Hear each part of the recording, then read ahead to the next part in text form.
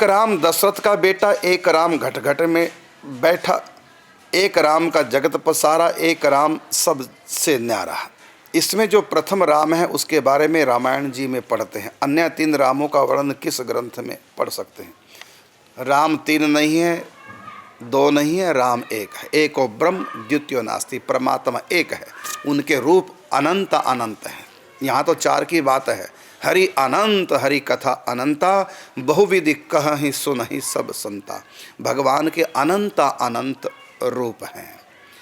तो आपने यहाँ 4 रामों की बात की, तो इसका उत्तर मैं ही देना चाहूँगा कि जो राम दशरथ का बेटा वही राम घट घट में लेटा, और उसी राम का जगत पसारा, और वही राम इन सब से न्यारा।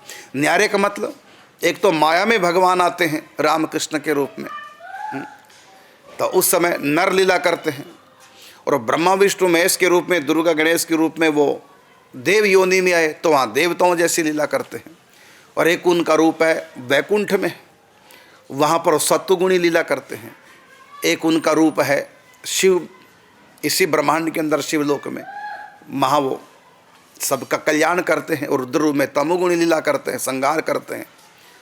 और एक भगवान का रूप है ब्रह्मा, जहाँ समस्त ब्रह्मांड समाप्त हो जाए, काल और माया की सीमा के पार भगवान का निराकार रूप है, जिसको निर्गुण ब्रह्म कहते हैं।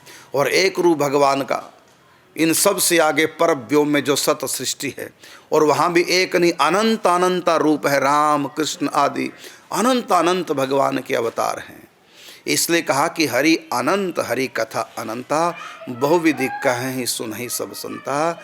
भगवान अपनी इच्छा से अनेकों रूप धारण कर सकते हैं और करते हैं। निज इच्छा निर्मित तनु माया गुण गोपाल। भगवान चाहे प्रकृति में आए नर बन के रामकृष्ण रूप में, चाहे वो ब्रह्मा विष्णु बन करके देव सृष्टि में आए, और चाहे वो निर्गुण निराकार हों, और चाहे वो सगुण साकार माया और काल के उस पार हों।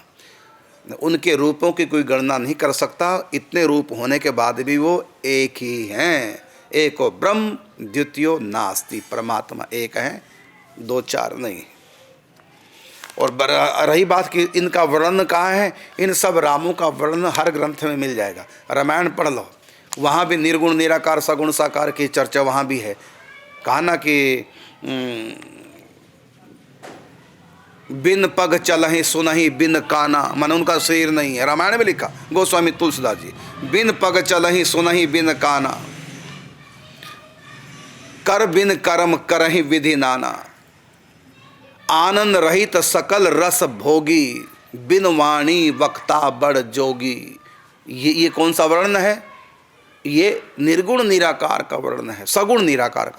निर्गुण निराकार का नहीं है, सगुण निराकार का वर्ण है। और एक है निष्क्रिय ब्रह्म, वह है निर्गुण निराकार। और एक है सगुण साकार, जो दयालु कृपालु बड़ा सुंदर प्रीति प्रदान करने वाला रस स्वरूप है। तो इस प्रकार भगवान के अनंत अनंत रूप हैं, कोई गणना नहीं कर सकता। इसलिए गोस्वामी तुलसीदास जी ने कहा कि हरि अनंत हरि कथा अनंता, बहुविधि कहहि सुनहि सब संता। परमात्मा के अनंत अनंत रूप हैं, उनकी माया का कोई पार नहीं पा सकता। गोस्वामी तुलसीदास जी कहते हैं, इद मिथ्यम कही जात न सोई। भगवान ऐसा ही है, कहता कोई कह नहीं सकता। ऋषि मुनि संत देवी देवता ग्रंथ कोई भी भगवान को पूरा कह नहीं सकता, अनुभव नहीं कर सकता। जैसे कोई समुद्र को पूरा पी नहीं सकता, कोई समुद्र को पूरा देख नहीं सकता इन आँखों से।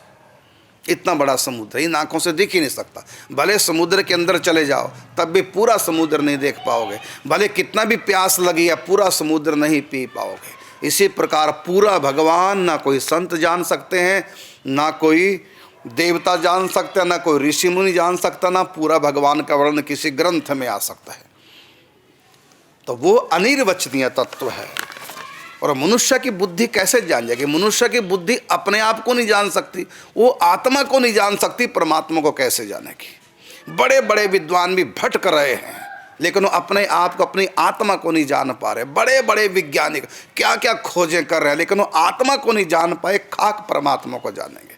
हाँ, इतना है कि बस श्रद्धा करो, जितना कर सकते हैं कीजिए, जितना तुम्हारे अच्छे संस्कार होंगे, अच्छा संग होगा, उतनी श्रद्धा। भगवान मानने की चीज़ है, जानने की नहीं। जानने की वस्तु है तो ये संसार, और जानने की वस्तु है तो ये आत्मा।